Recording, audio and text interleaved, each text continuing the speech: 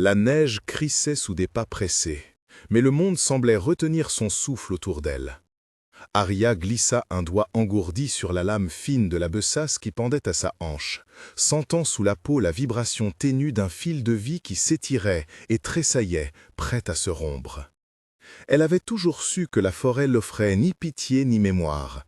Elle savait aussi que, cette nuit, quelque chose d'ancien réveillait ses nerfs comme une corde tendue.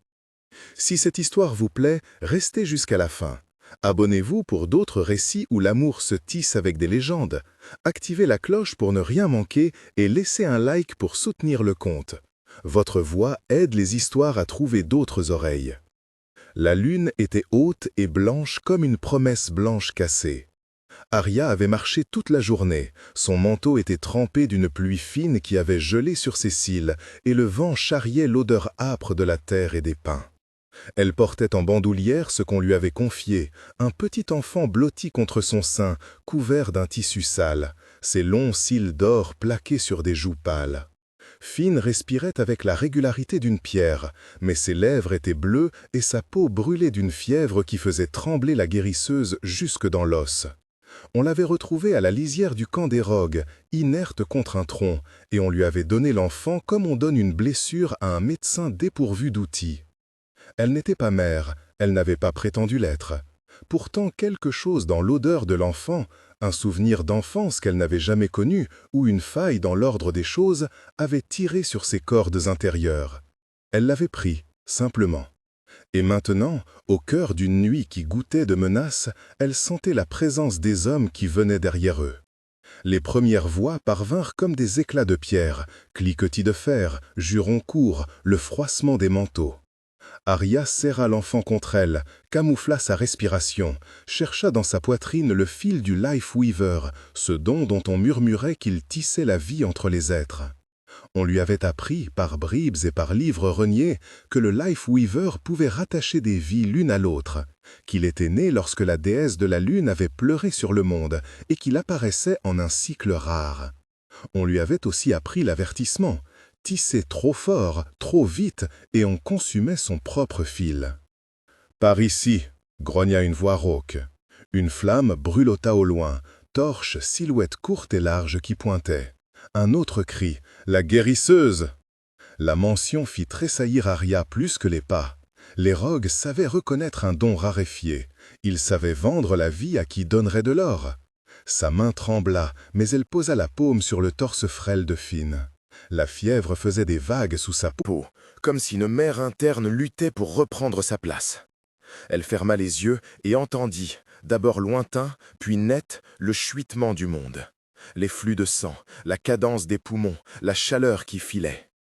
Les fils du Life Weaver étaient là, invisibles à tous, sauf à ceux qui avaient appris à sentir. Ils luisaient pour elle, comme des filaments d'argent, frêles et lumineux. Elle ne devait pas. Aucun guérisseur sensé n'aurait risqué sa propre vie pour un étranger. Mais Finn n'était pas un étranger. Il s'était imprimé à elle par un regard nu, par une main qui s'était fermée sur la sienne dans un refuge. L'imprint était muet et fort, un cérémonial d'âme qu'aucun mot ne pouvait nommer. « Non, murmura-t-elle, tu resteras. » Le Life Weaver répondit comme une voix ancienne. Il aimait à se nommer tissu de vie, il se voulait équilibre. Arya sentit son énergie s'étirer, puis se tendre comme une corde de harpe. Elle commença à tisser. Ce n'était ni incantation ni prière connue, c'était un geste appris dans la solitude, fait de gestes précis et d'images. Nouer le fil chaud du cœur à l'enfant glacé, laisser la chaleur couler sans se donner tout entière. Elle pensa aux herbes qui cicatrisaient, à la salive posée sur une brûlure, aux mains qui pressent un pansement. Elle pensa à sa propre mère, qu'elle n'avait jamais connue, et à la meute qui l'avait repoussée. Elle tissa. Les filaments sortirent de sa poitrine comme de la fumée argentée. Ils se mirent à danser autour de Finn, effleurant ses tempes, ses bronches, chaque point de douleur, jusqu'à ce que le frisson de fièvre se fasse plus doux. La lueur devint plus vive, filaments qui ressemblaient à des rubans d'aube. Pour un instant, Arya crut que le monde s'ouvrait. La neige, la lune, l'odeur du pain se mirent à vibrer à l'unisson de ce don. Finn soupira, ses doigts se contractèrent sur le tissu qui le couvrait. Puis le monde se rompit en griffes. Un bras se planta dans la cloison d'arbre, et une voix hurla, tranchante. « Là, elle le soigne !» Les rogues surgirent, silhouettes épaisses et rapides. Arya reçut le premier coup comme on reçoit une pierre, douleur vive, souffle coupé. Elle répondit par l'instinct, frappant, roulant, frappant encore, mais la fatigue la mordait. Elle sentit le fil d'argent se dérober, tiré en arrière par la force de sa propre blessure. La vie qu'elle envoyait à Finn venait de son propre trésor. Chaque seconde plus, et elle se donnait davantage. Un homme s'effondra près d'eux, un coup long et dur qui fit monter l'odeur métallique du sang. Arya sentit son propre sang, chaud et familier, s'échapper et brûler la neige. Elle n'eut pas le temps de paniquer. Elle connaissait la danse du Lifeweaver. Il fallait décider, maintenant, comment doser la chaleur. Si elle tissait trop, le fil se consumait et on soufflait la lumière. Si elle tissait trop peu, l'enfant mourrait. Elle choisit la vie de Finn. « Pars !» cracha-t-elle, d'une voix qui ne disait pas qui elle était. Elle poussa l'enfant lointain, le glissa contre la base d'un tronc. Finn pleura, petit son rauque, fragile. Ses yeux cherchaient le visage d'Arya comme on cherche une rive. Elle pressa la main contre sa gorge et convoqua la trame davantage. Le tissu de vie s'enroula autour de sa main, remonta comme du lin chauffé, parcourut ses veines et jaillit en une pluie de lumière qui enveloppa l'enfant. Les coups continuèrent, les dents des hommes râlaient et grinçaient. Mais quelque chose d'autre se fit entendre, un hurlement, long, puissant, qui venait de plus loin et qui fit frissonner les feuilles. Les loups se levèrent en un chœur, pas sauvagerie aveugle, mais appel ancestral. Alors qu'elle tissait, le fil lui arracha un cri plein de douleur. Le monde se contracta. Elle semblait d'un seul coup si petite et fragile, comme une chandelle exposée au vent. Ses yeux virèrent au blanc et au noir. Elle sentit les extrémités de ses doigts comme des choses séparées, étrangères. Et puis, dans la nuit, une figure massive déboula comme une ombre déjà connue. Kyle. Il arriva à grandes enjambées, manteau battant et garde serrée derrière lui. Ses traits étaient durs, mais ses yeux restaient calmes, d'un bleu qui n'avait rien à voir avec la douceur de Finn. Il regarda d'abord l'enfant, prit la mesure de l'urgence, puis posa son regard sur Arya. Quelque chose dans la façon dont elle tenait Finn, dans le fil argenté qui se mouvait entre eux, fit plisser son front. Il n'intervint pas avec la brutalité d'un roi qui ordonne la mort. Il ordonna la fin du combat. « Halte !» Sa voix s'imposa comme une falaise. Les rogues reculèrent, surpris par l'autorité. Kyle ne sourit pas, il se contenta d'avancer avec prudence, déposant sa main sur la garde de son épée sans la tirer. Ses gardes encerclèrent les hommes, leurs lames braquées. Un chef roula des yeux et s'éclipsa, entraînant ses camarades comme une marée remuée. Le silence retomba en lambeaux sur la clairière. Arya était couchée, la neige glacée collée à ses vêtements, et son souffle venait par à-coups. Finn haletait, mais ses couleurs revenaient, lentement. Kyle s'agenouilla, non pour s'imposer, mais pour évaluer. Il posait des questions claires. Qui a blessé ces hommes? Qui a soufflé sur ton feu? Sa voix n'était pas accusatrice, elle cherchait la réalité. « Ils » souffla Arya. Sa langue faisait obstacle, ses mains tremblaient. « Ils ont attaqué le camp. Je l'ai trouvé. Il avait de la fièvre. Je l'ai ranimé. » Le monde tournoya. La lune semblait plus proche, comme une coupe. Kyle observa l'enfant. Il prit Finn dans ses bras comme on examine une relique, délicatement, avec la certitude d'un père qui reconnaît sa chair. Et puis, il regarda Arya, vraiment la regarda, et ses yeux changèrent. L'œil d'un roi pouvait être froid. Parfois, chez lui, la douceur avait le poids d'une mise à l'épreuve. « Qui es-tu » demanda-t-il. Elle pensa à toutes les réponses qu'on lui donnait depuis l'enfance. Paria, Oméga, guérisseuse dédaignée. Elle pensa aux livres volés, aux herbes cuites dans des marmites trop petites. « Arya » dit-elle finalement. Sa voix était comme du papier sec. « Arya de la veine blanche, je suis une guérisseuse. » Il prononça son nom comme si l'examen d'un mot pouvait en révéler la vérité. Il se releva lentement, sans brutalité, et fit signe aux siens. « Emmenez-les au palais. Maintenez une escorte. » Sa décision était un décret qui portait à la fois autorité et précaution. Il savait ce que représentait un don tel que le Lifeweaver. Les légendes parlaient d'êtres qui avaient sauvé des lignées et se perdaient eux-mêmes en le faisant. En tant qu'Alpha King, il portait la responsabilité de ces rares éclats de pouvoir, et il savait aussi que les talismans de peur attiraient plus que la curiosité. Il ne prit pas Arya sans la consulter. Il fit plus, il proposa un abri. Dans le convoi vers le nord, la route vieillissait sous leurs roues, et la neige rentrait parfois par les capuchons mal fermés. Arya tenait fine contre elle. Il ne dormait plus, mais s'ouvrait aux formes du monde. Kyle marchait quelques pas derrière, regardant parfois en arrière, comme si la meute était un écho qui se tenait prêt. Les gardes murmuraient entre eux, curieux mais respectueux. L'ordre d'un roi avait cela d'efficace. Il ordonnait la pudeur. Au palais, la chaleur fut d'abord une douleur. Les guérisseurs du roi, menés par Vera, une femme aux mains solides et aux yeux clairs, prirent Finn et dépouillèrent doucement les pansements improvisés. Vera connaissait le corps comme on connaît une montagne. Elle parlait peu, mais ses gestes disaient la compétence. Elle pressa la tempe de l'enfant, sentit la fièvre encore là, mais diminuée. Elle l'a, murmura-t-elle, interrogative. Qui l'a soignée? Arya. Des mots courts. Arya s'était assise, la tête bancale, et le monde filait autour d'elle comme une roue mal fixée. Elle sentit l'épuisement s'insinuer, un poids qui tirait ses paupières. Le palais résonnait de pas et de bouts de chuchotements, de tissus froissés et du crépitement d'un foyer trop grand. Les salles de soins sentaient la camomille et la résine. Elles étaient moins humbles que la clairière, mais remplies d'odeurs pareilles. Vera posa sa main sur l'épaule d'Arya, pas comme une condescendante, mais comme une sœur qui a reconnu une douleur familière. Elle parla bas. « Tu as utilisé trop. Le Life Weaver n'est pas sans prix. Tu dois te reposer et laisser les nôtres te soigner. » La mention du Life Weaver fit tressaillir Arya. Les trames dont elle avait été l'instrument dans la forêt restaient impitoyables. Visibles, comme des traces de filage dans l'air. Elle vit, à la périphérie de sa conscience, des formules et des images que seuls quelques rares érudits connaissaient.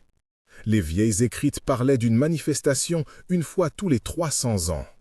Son cœur aurait pu se gorger d'orgueil en entendant cela, mais l'orgueil avait fui pendant la nuit. Elle était vide et vraiment vivante à la fois. Kyle la regarda de côté, sans imposer plus que nécessaire. Lorsqu'elle eut assez de force pour soulever les paupières, il tendit la main et effleura la paume d'une voix basse. « Tu veux rester ici ?» Il ne la contraignit pas par le regard, ni par la parole. Il offrit un espace de choix, et la franchise de cette offre fit pleurer Arya en silence. Elle ne répondit pas immédiatement. La méfiance et la solitude avaient usé ses muscles. Accepter de rester au palais, se lier à un roi, à une meute, à un enfant qui s'était imprimé à elle, tout ceci était si contraire à l'ombre qu'elle connaissait. Et pourtant, lorsqu'elle posa ses lèvres froides contre la main rugueuse de Finn, elle sut que son fil ne s'était pas entièrement rompu. Il restait, quelque part, un tressage doux et irrésistible. Les jours qui suivirent furent une succession de soins, d'examens, de siestes forcées et de visites mesurées. Les guérisseurs appliquèrent des herbes, des compresses imprégnées d'onguents anciens, et Vera, patiente, lui fit comprendre comment réguler le don sans perdre tout ce qu'elle était. Le Life Weaver ne te demandera pas de te consumer si tu lui imposes la mesure, dit Vera en passant une main sur les paumes d'Arya. Il tisse en écho. Tu dois apprendre à renvoyer, à détourner un peu, à laisser d'autres vies contribuer. Arya apprit à sentir la différence entre donner jusqu'à la flamme et donner jusqu'à la flamme vacille. Elle pratiqua quelques gestes sur des mannequins, sur de la chair sacrifiée, et vit, mise à nu, le fil s'arrêter lorsqu'elle trouva la limite. Kyle observait parfois ses entraînements sans intervenir. Il était présent, solide comme un roc, mais il la laissa réclamer ou repousser. Sa patience fut son offre la plus constante. Pendant ce temps, Finn s'éveilla réellement. L'imprint qu'il avait lié à Arya se prononça de façon plus explicite. Lorsqu'elle entra dans la salle, il la cherchait, comme si son monde nouvellement tissé ne pouvait exister qu'en sa présence. Il tendait les mains, et lorsque Arya s'agenouillait près de lui, il riait avec une reconnaissance inexplicable. Kyle regardait cela d'un œil attentif et mesuré. Un père sent ses affinités comme on sent les signes météorologiques, des pressentiments, des orientations. Il soutint, dans l'ombre, l'idée d'une alliance qui naissait sans être imposée. Une nuit où la lune était pleine et ronde, Kyle proposa une chose que nul ne considérait comme un diktat, mais comme un commencement. Une veillée dans le vieux temple lunaire pour remercier et reconnaître. Ce qui avait été donné et risqué. Ce n'était pas une cérémonie destinée à enfermer une femme ou un enfant. C'était un appel à la communauté, un acte public de gratitude et d'acceptation. Arya eut le temps de réfléchir. Elle n'était plus la jeune femme qui fuitait à chaque son. Elle avait été vue sauvant un enfant, et cette preuve pesa plus lourd que 1000 rumeurs. Avant la veillée, elle se promena au jardin du palais, pieds nus sur une pierre encore tiède. Le vent déplaçait les pétales blanches d'un parterre de fleurs, et par moments, un hurlement lointain des loups célébrait la lune. Elle se rappela la forêt, la douleur, les filaments qui l'avaient presque consumée. Elle se rappela la main de Kyle, son offre non pressante, son regard qui ne condamnait pas. Elle se demanda si accepter Kyle était la même chose que perdre sa liberté. Puis Fin vint en trottinant, cheveux blonds en bataille, et se jeta à son cou comme si son cœur n'avait connu que la vérité de sa présence. « Viens, maman Arya, dit-il, un mot que la langue n'avait pas appris, mais que la bouche formait déjà. Il n'avait pas encore l'usage des mots justes, mais son intention était claire. Le mot fit vibrer quelque chose qu'elle n'avait pas su nommer. Elle regarda Kyle, qui se tenait derrière, s'effaçant comme un buisson patient. Son visage n'était pas celui d'un conquérant, il était celui d'un homme qui connaissait la valeur des choix donnés et acceptés. Elle sentit pour la première fois depuis longtemps que son avenir ne serait pas imposé par le tumulte. Elle pouvait choisir. La veillée au temple fut sobre. Des torches ornaient la pierre, la prière à la déesse de la lune fut simple. Reconnaissance pour la miséricorde, pour les fils qui se tissaient entre eux. Kyle fit un geste symbolique. Il plaça une couronne de fleurs blanches sur la tête de Fin, puis fit un pas vers Arya et posa, non comme une revendication mais comme une offrande, une petite couronne de mousse et de pétales sur ses genoux. « Ce n'est pas un lien forcé, dit-il, d'une voix qui n'attendait pas l'ovation. C'est une proposition, choisie. » Arya sentit le monde se réduire au poids des pétales dans ses mains. Le Life Weaver palpitait encore en elle, mais désormais il lui obéissait comme un instrument qu'on apprend à tenir. Elle n'était pas prête à se marier, peut-être jamais, mais elle comprit que ce que le monde nommait famille n'était pas simplement un arrangement de sang ou de loi. C'était un tissage fait de soins, d'attention, de choix. Elle posa la couronne sur sa tête comme pour répondre d'une action, non d'un mot. « Je choisis de rester proche de lui », dit-elle, regardant tour à tour Fin et Kyle. « Je choisis de veiller, mais je demande le droit d'être moi-même, à ma mesure. » Kyle sourit, et ce fut la première fois qu'elle vit ses traits se desserrer sans réserve. Il prit sa main, la serra, puis la relâcha, comme pour affirmer qu'il respecterait les limites qu'elle posait. La meute autour d'eux hurla en accord, non en commandement. La déesse de la lune, que chacun invoquait à sa manière, pouvait bien murmurer. Les hommes et les femmes présents ajoutèrent leurs mains au cercle, et l'air sembla moins lourd. Les jours suivants se transformèrent en un apprentissage commun. Arya apprit à partager la garde de Finn avec Kyle et avec des nourrices choisies, à enseigner aux petits comment rire sans peur, comment manger sans brûler ses lèvres. Kyle s'assit pendant des heures à écouter les récits qu'elle acceptait de donner de son passé, sans les détourner ni chercher à les corriger. Leur relation tomba doucement dans un rythme. Respect, présence, fidélité au choix. Arya devait encore affronter ces nuits où la mémoire des rogues revenait pour la réchauffer d'effroi. Elle devait encore apprivoiser ce fil qui ne voulait pas se rompre dans sa poitrine. Mais la légende, déjà, commençait à s'écrire autour d'eux. Une oméga rejetée qui avait sauvé l'héritier royal, un don rare qui s'éveillait enfin. Les conteurs murmuraient. Certains se souvenaient d'anciennes prophéties qui parlaient d'un tisseur de vie qui réveillerait le sang et calmerait la meute. Les érudits feuilletaient de vieux grimoires, Vera conseillait prudence, et la meute tout entière se trouvait à la veille d'une nouvelle ère où la compassion se ferait talisman. Pour Arya, le fait le plus simple restait la chaleur d'un petit corps couché contre sa cuisse pendant qu'elle écrivait, à la faible lueur d'une chandelle, des notes sur la manière de soigner sans se perdre. Pour Kyle, c'était le rire de Finn qui résonnait comme une promesse. Ils n'étaient pas devenus un conte parfait. Ils étaient devenus des gens qui apprenaient, ensemble, à tisser une maison. Mais au-delà de ces jours calmes, quelque chose d'ancien s'éveillait. Dans les forêts, les vieux hurlements se faisaient plus longs. Dans la capitale, on murmurait qu'un signe dans les étoiles avait modifié le destin. Arya sentait à nouveau parfois le Life Weaver frémir comme une corde qu'on effleure. Elle savait que son talent, si bien maîtrisé, pourrait apporter la guérison à beaucoup, et que cela, à son tour, attirerait de nouveaux dangers. Et elle savait aussi qu'elle n'était plus seule à porter ce fardeau. Une nuit, alors qu'elle veillait seule auprès de Finn endormie, elle sentit une présence familière entrer sans bruit. Kyle vint se poser dans l'embrasure de la porte, silhouette contre la voûte. Il s'assit à distance, sans rompre le silence, et resta là, spectateur discret d'un monde qu'il avait contribué à tenir debout. « Tu ne devras pas le porter seul, » dit-il, après un long instant. Elle leva les yeux, trouva dans le sien non une obligation, mais une offre. Elle n'avait pas encore accepté ce que serait leur avenir. Elle acceptait, toutefois, de tisser quelque chose avec un roi qui avait appris à s'effacer pour laisser à la vie la place de se déployer.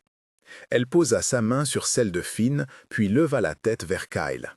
« Alors, marchons ensemble, mais à mon rythme. » Il acquiesça, et le long souffle du palais sembla se détendre. La légende avait commencé à s'écrire, mais le fil véritable restait à tisser. Apprentissage du don, reconnaissance publique, ennemi qui guetterait dans l'ombre. Le destin, comme une toile tendue, attendait que l'on y brode ses motifs. Arya savait que le sacrifice qu'elle avait fait dans la forêt n'était pas la fin. C'était l'ouverture d'un chemin qui demanderait encore des choix, des peines et des gestes d'amour. Elle se releva, prenant la mesure de ses forces retrouvées, et se prépara à apprendre à vivre, non pour le rôle que l'on voulait lui donner, mais pour celui qu'elle choisirait d'endosser. La lune, fidèle, observait. Les loups hurlaient à la lisière de la ville, non pas pour réclamer, mais pour saluer. Et quelque part, dans les pages anciennes qui dormaient dans la salle des manuscrits, une prophétie retrouvait sa place. Une tisseuse de vie apparaîtrait, et par son choix, la meute connaîtrait une nouvelle ère. La route était longue, le fil restait fragile. Mais pour la première fois depuis longtemps, Arya sentit qu'elle n'était plus en fuite. Elle avait sauvé un héritier, et par ce sacrifice, elle s'était offerte la possibilité d'être aimée. Non pas asservie, mais choisie.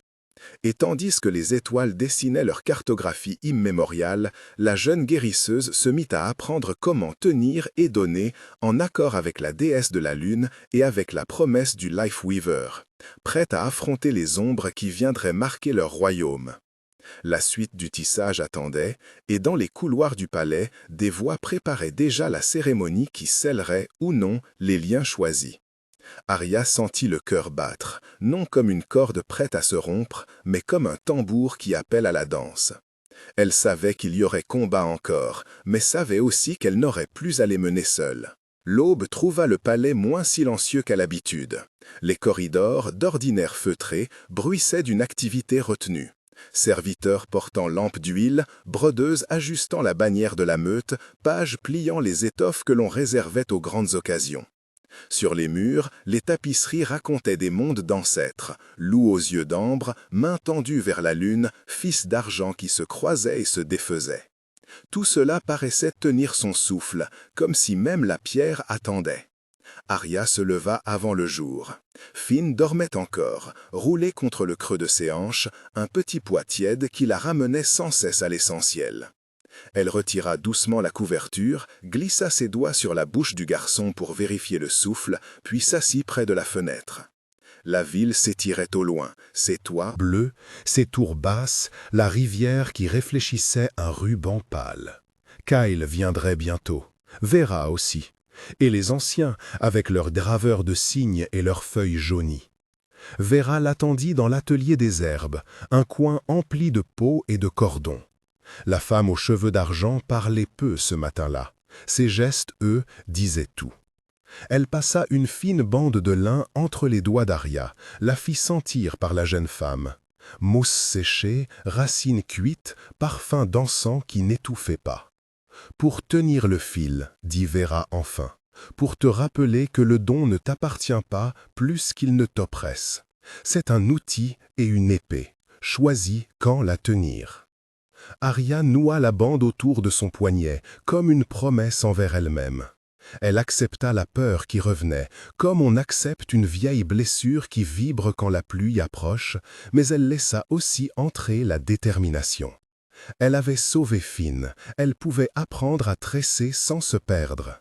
Elle voulait le faire en maître et non en esclave des exigences d'autrui. La cérémonie devait se tenir au cœur du palais, dans la salle d'assemblée où jadis on scellait pactes et alliances. On avait débarrassé les bancs de leurs coussins afin que l'air circule. Les anciens prirent place, leurs mains marquées d'encre et de cicatrices, leurs voix basses prêtes à dérouler la parole ancienne. Les conteurs et les érudits occupèrent l'une des tribunes. La meute, rangée en demi-cercle, observait la scène comme une mère-dieu. À l'entrée, 2 gardes, plus tendres qu'on ne l'aurait cru, posèrent Finn sur une paillasse, veillant à ce que personne ne le dérange. Kyle arriva sans fanfare. Sa tunique était simple, sa carrure mesurée. Il donna un ordre bref aux gardes, puis s'approcha d'Arya. Leurs regards se trouvèrent. Il n'y eut pas de gesticulation royale, seulement la même offre, la même acceptation que celle de la nuit précédente. Il joignit les mains et inclina la tête vers les anciens comme pour dire que, quel que fût le verdict, la main du royaume serait, au moins, une main qui protégerait. La procession commença. Un ancien se leva et parla des temps où la vie et la meute n'étaient pas séparées, où l'on tressait pour guérir et non pour dominer. Sa voix était une voix de roche, et ses mots déposèrent un calme sur les épaules de la salle. Puis, on plaça devant Arya un métier de fortune, un cadre de bois, de simples fils attachés, certains d'une blancheur laiteuse, d'autres d'un argent plus froid. On lui remit une aiguille faite d'os polis et l'on posa à côté un petit bol d'eau, pour rappeler, disait-on, que tout fil vit grâce à la source. Les murmures se firent plus aigus à la vue des instruments. Certains inclinaient la tête en récital de foi, d'autres, à l'écart, ne cachaient pas la frayeur. Parmi ces derniers se tenait Maël. Conseiller du conseil. Long et sec, il regardait Arya avec une expression de méfiance façonnée par les années. Il avait vu des guérisseurs corrompus, des dons qui devenaient tyrans. Il craignait l'usage politique d'une personne capable de jouer ainsi avec la chair et le sang. Son regard cherchait, plus que la vérité, une prise. Vera, à côté d'Arya, posa une main sur son épaule. « Souviens-toi de ta respiration, souffla-t-elle. Chaque point est un choix. » Arya inspira, sentit le pouls rapide de Finn contre la paillasse. Elle pensa à la forêt, au sacrifice silencieux, à la main qui avait pris sa propre peur pour la mettre au service d'un autre. Elle pensa à Kyle, à la douceur de son rire dans l'ombre, à la meute qu'il avait élue par nécessité et espérance. Quand vint le moment d'agir, elle prit l'aiguille entre ses doigts, et la première maille fut un tremblement. Le fil glissa comme un serpent d'ombre et de lumière. Les anciens murmuraient des mots en vieux dialecte comme pour sceller une bénédiction. Arya sentit le Life Weaver frissonner sous sa peau comme une corde attachée à un instrument prêt à vibrer. Elle guida l'aiguille avec lenteur, point après point, elle tissa une petite pièce de tissu, un pansement qui ne serait pas seulement de tissu, mais un fil de vie que sa main, pour l'instant, apprenait à rendre invisible. À mesure que l'ouvrage prenait forme, les sceptiques se turent, peu à peu. Le tissu semblait respirer, s'octroyant un battement propre. Des larmes, longues et silencieuses, roulèrent sur les joues de quelques mères dans la foule, qui sentirent en cet instant la promesse d'un secours qu'elles n'osaient espérer. D'autres restaient glacés, certains par crainte, d'autres par calcul. Soudain, un cri sourd monta de l'extérieur, tranchant la convocation de la salle. Un hurlement profond et long qui ne ressemblait pas aux salutations habituelles des loups. Il vint du nord, de la lisière où la forêt rencontrait la ville. Les gardes se redressèrent, des têtes se tournèrent vers les fenêtres ouvertes.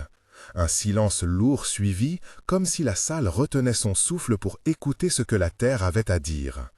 Kyle serra légèrement la main d'Arya sans la détourner. « C'est peut-être la meute qui répond, dit-il bas, bien que ses yeux cherchaient déjà l'horizon. Mais son ton portait autre chose, l'avertissement d'un roi qui sait que les signes sont souvent des présages. Maël, du coin de sa bouche, esquissa un sourire ténu. Pour lui, tout signe était une chance de semer le doute. Arya posa l'aiguille, passa ses doigts sur le tissu encore chaud de la friction et sentit la curiosité mêlée à la menace. Elle savait que le hurlement n'était pas seulement un bruit, c'était une affirmation, que le monde sauvage n'était pas apaisé par une cérémonie. Le fil qu'elle tissait pouvait apaiser des fièvres et recoudre des plaques de chair. Il ne garantissait pas la paix. Mais elle avait choisi de venir ici, devant tous, pour apprendre à tenir. Elle se leva, et sa voix, quand elle parla, fut douce mais portée. « Je n'apporte pas la promesse d'une autorité absolue, dit-elle. Je viens apprendre, ici, en présence de la meute, pour offrir mon art à ceux qui en auront un besoin véritable. Si le don doit être lié à ce royaume, qu'il le soit par accord et non par peur. » Les anciens se consultèrent dans silence. L'un d'eux, le plus âgé, posa sa main tavelée sur la pièce de tissu et ferma les yeux. Après un long instant, il parla, et sa voix semblait revenir d'un autre monde. « Que la tisseuse soit reconnue si son cœur demeure fidèle. Que la meute protège la main qui serre. Que les choix soient notre loi. » Un murmure parcourut la salle, à la fois soulagement et tension. Kyle exhala. Mais à l'extérieur, au-delà des remparts, le hurlement s'était répété, cette fois plus proche, plus perçant, comme un rappel qu'une décision prise dans un lieu de pierre bouscule des puissances qui vivent entre les arbres. Alors que l'on préparait l'espace pour que l'on annonce officiellement la reconnaissance, un messager pénétra à l'improviste dans la salle, couvert de poussière, le visage tiré par la route. Il portait sur sa tunique l'enseigne d'un village frontalier, une simple branche et une lame. Il courut droit vers Kyle, son souffle coupé, ses yeux effarés. « Seigneur, dit-il sans saluer, des hommes sont arrivés la nuit dernière. Ils portent des chaînes noires au bras et parlent d'une loi qui vient du sud. Ils demandent qu'on leur remette toute personne douée qui peut servir leurs intérêts. Ils disent que le roi doit livrer ses ressources. » Un frisson secoua la salle. Maël tourna lentement la tête, et dans son regard se lisait l'espoir d'une confirmation de ses peurs. Vera serra la mâchoire, et Arya sentit, pour la première fois depuis la forêt, que son don pouvait être objet de troc. Finn, éveillée par le trouble, pleura doucement. Kyle se leva, sa voix prenant la mesure d'un ordre que l'on ne donne qu'une fois. « Qu'on ferme les portes. » Puis, se penchant vers Arya, il ajouta « Ils veulent le contrôle. Nous allons leur montrer que nous choisissons. » Arya prit une inspiration qui semblait venir du sol même. La reconnaissance, qu'elle attendait comme un pas de guérison, s'ouvrait maintenant sur un chemin où des forces lointaines revendiqueraient sa main. Elle regarda une dernière fois le tissu posé sur les genoux, la bande de lin à son poignet, et comprit que le tissage ne serait pas seulement un art de réparation. Il serait un acte de défi ou de compromis selon ce qu'il laisserait entrer dans la salle. Le soleil glissa finalement derrière les collines, envoyant une traînée rouge dans le ciel. Les gardes fermèrent les portails et malgré la protection nouvelle, la tension monte comme on sent la marée arriver. Dans la pénombre naissante, Arya sut qu'elle devait achever la tâche commencée, non pour prouver son pouvoir, mais pour donner au peuple une raison d'espérer.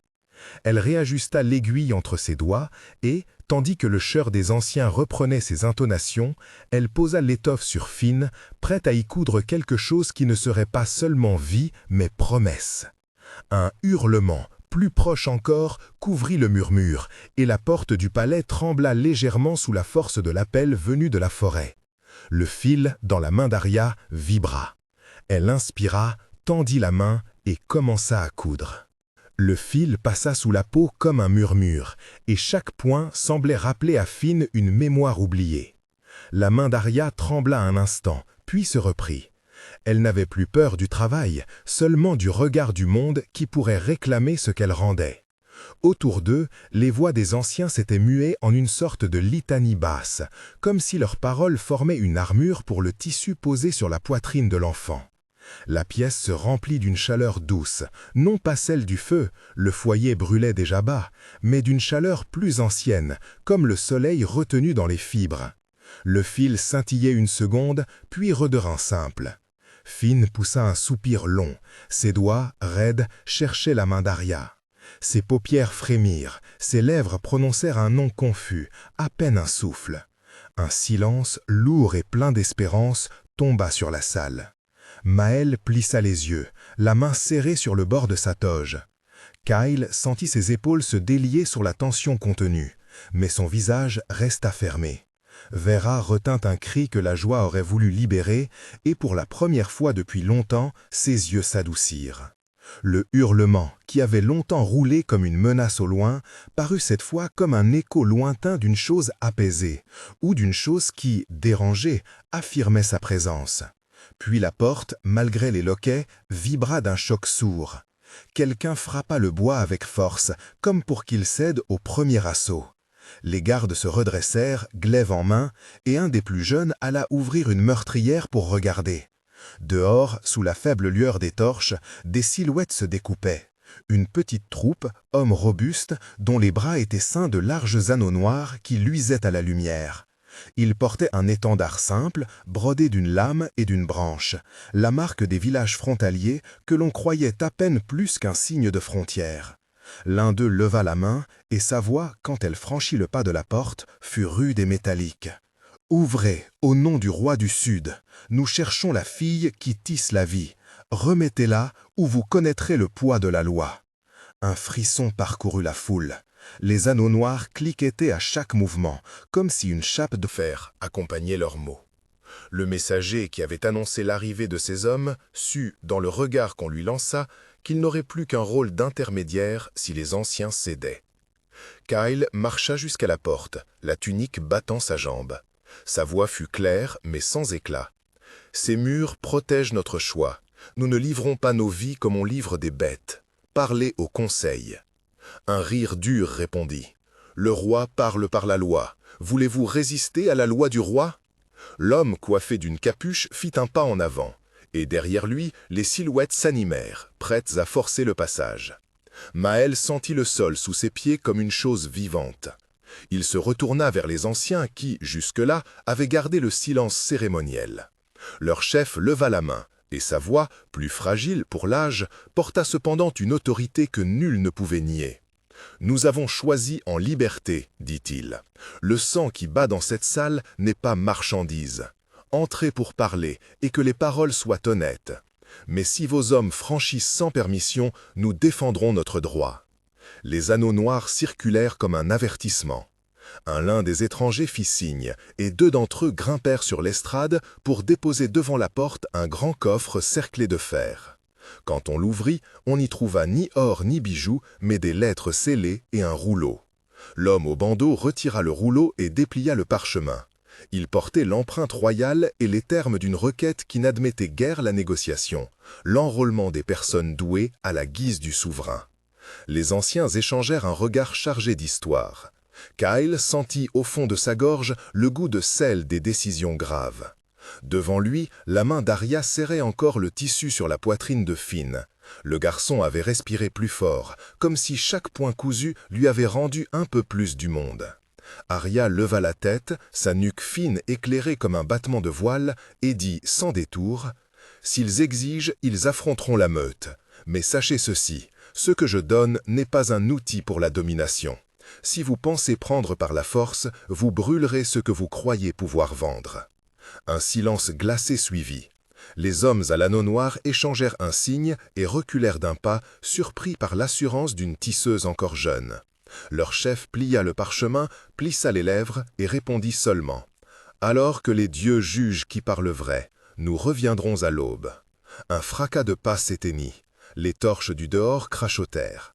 Dehors, le hurlement monta, une fois encore, haut et long, puis se perdit comme un souffle dans la nuit. À l'intérieur, la salle retint son souffle avec la fumée. Maël posa une main sur l'épaule de Kyle. « Nous avons une nuit, murmura-t-il, et des choix à peser. » Kyle hocha la tête. Les traits durs. Il savait que l'aube ne serait plus seulement la promesse d'un nouveau jour, elle porterait la décision de la meute. Il tourna les yeux vers Arya, dont le regard cherchait déjà les points qu'elle n'avait pas encore faits, non seulement sur le tissu, mais sur l'avenir de tous. La nuit s'étira comme une toile qu'on hésite à couper. Les voix, d'abord basses, prirent un rythme décidé, chuchotement d'alliance, ordre brusque et prière à mi-voix. Le feu dans l'âtre lançait des arabesques sur les murs, et l'odeur du pain encore chaud se mêlait au parfum de la laine et des plantes que l'on brûlait pour tenir les mouches loin des dormeurs. Autour de la salle, les hommes et les femmes formaient des groupes serrés. Chacun apportait ce qu'il savait faire, comme on assemble des fils différents pour un même métier. Maël fit le tour de l'assemblée avec la lenteur de celui qui connaît les battements secrets d'un village. Ses yeux enregistraient les visages, pesaient les forces et les faiblesses. Il s'arrêta près du brasier, tira sa cape plus étroitement et parla à voix basse, comme s'il récitait une stratégie ancienne. « Nous ne sommes pas une forteresse, dit-il, mais nous connaissons nos rues, nos caches et nos hommes. Kyle, tes guerriers tiendront la porte. 2 d'entre eux iront sur le toit pour prévenir si le cortège contourne. Les femmes se répartiront dans les cours, leurs cris et leurs chants feront croire à plus d'hommes. Les jeunes cacheront tout ce qui peut servir aux étrangers, cordes, outils et, surtout, la lignée des tissages. » Kyle hocha la tête, le menton bas. Dans son dos, la lame à sa ceinture brillait faiblement. « Je ferai garder l'estrade, dit-il. Personne ne franchira sans ma parole. Si les anneaux noirs passent, je ne reculerai pas. » Une femme, petite, la nuque recroquevillée par l'âge, mais la voix claire comme un galet, s'avança. Elle bâtit sa réputation sur les mots qui tranchent. « Le droit d'asile n'est pas seulement une chose que l'on prononce, dit-elle, c'est un serment. Les rois l'ont parfois bafoué, mais nous avons des témoins. Nous le proclamerons au milieu du village demain, au premier rayon, face aux hommes. Si leurs officiers entendent la parole des nôtres, peut-être qu'ils trouveront quelque honneur.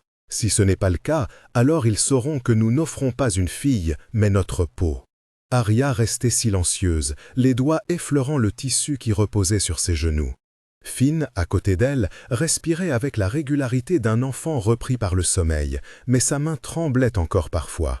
Elle avait tissé la nuit, ajoutant, point après point, un motif dont seule elle connaissait la vertu. Non de rendre immortel, nul homme n'avait jamais prétendu à cela, mais de rappeler à qui le porte la mémoire des liens qui unissent un peuple à ses artisans. Ce motif, si exposé à la lumière du jour, appelait la reconnaissance des anciens pactes. Les lettres scellées en avaient parlé sans finesse. Arya avait choisi de répondre avec le fil. « Si je pars, dit-elle tout à coup, sa voix fine mais ferme, vous livrez une jeune femme encore. Si je reste, vous lirez notre sort au mien. » Un murmure parcourut la salle. Kyle détourna le regard, on voyait en lui la guerre de 2 volontés, le besoin de protéger Arya et le devoir de suivre un conseil. Maël posa la main sur l'épaule de la tisseuse, un geste qui n'était ni commandement ni caresse, mais une ancre. « Tu n'es pas un fardeau à porter, Arya, tu es le cœur de ce que nous défendons. » Ses yeux se firent durs. « Nous ne ferons rien sans toi. Ce que nous ferons, nous le ferons ensemble. » La décision fut prise, non par mots solennels, mais par un accord tacite. La ville offrirait parole et chair à qui oserait demander, mais elle ne se rendrait pas au chantage du roi. Les anciens consignèrent le choix par geste rituel, allumant une herbe, faisant circuler un pain, comme pour sceller la résolution dans quelques vieux droits invisibles. La nuit avança et chacun prit sa place.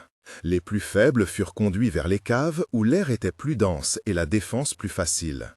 Les artisans préparaient des leurs, pelotes vides cousues de l'intérieur pour donner l'apparence d'un corps, mannequins recouverts de vieilles capes.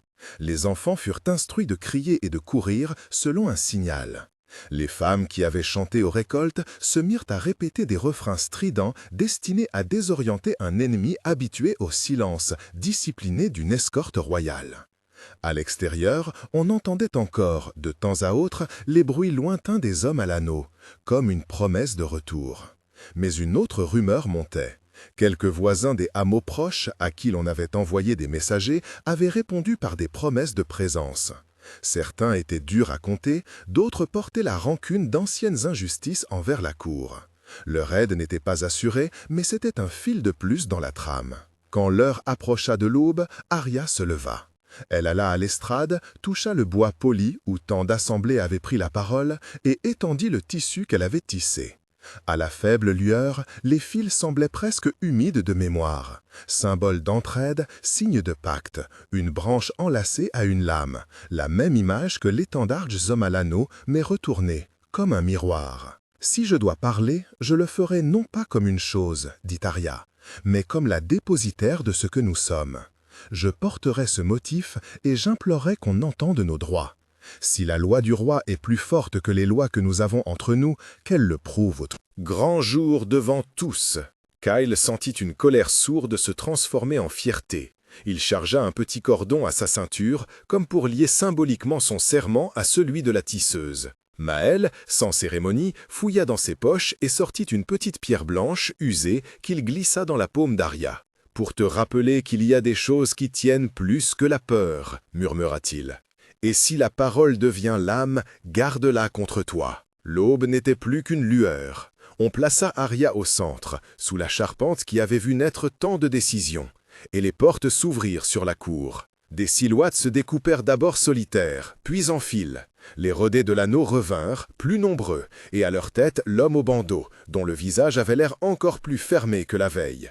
Il était accompagné d'un scribe, d'un messager royal et de soldats en armure légère, autant que pouvait emporter une troupe venue des frontières. Il leva encore une fois le rouleau, comme si la cire et le sceau pouvaient suffire à l'emporter sur les sentiments d'une communauté. « Ouvrez !» dit-il, sa voix frappant la place comme la pierre frappe l'eau. « Au nom du roi du Sud, j'apporte l'ordre de le lui remettre. » Autour d'eux, les voisins se massaient, certains invisibles au regard de l'escorte, prêts à intervenir si la paix se rompait. Les anciens s'avancèrent, la main sur le parchemin que le chef avait apporté la veille. Leur chef prit la parole, sa voix tremblante mais nette. « Nous avons reçu ta missive, dit-il, et nous te répondons au nom des lois anciennes et du droit de cette terre.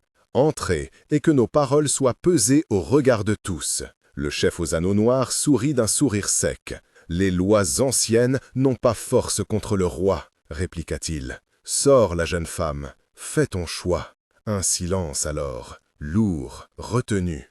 Le temps sembla attendre la décision du conseil. Arya serra la pierre blanche dans sa main, se redressa et, sans trembler, parla d'une voix qui eut la force d'une prière et la fermeté d'un verdict. « Si les lois que vous portez ne connaissent que des sceaux et des ordres, alors écoutez-les ici, à la porte de ceux que vous voulez contraindre. Nous avons fait serment de protéger nos enfants et nos artisans. Aujourd'hui, nous vous offrons de parler au conseil.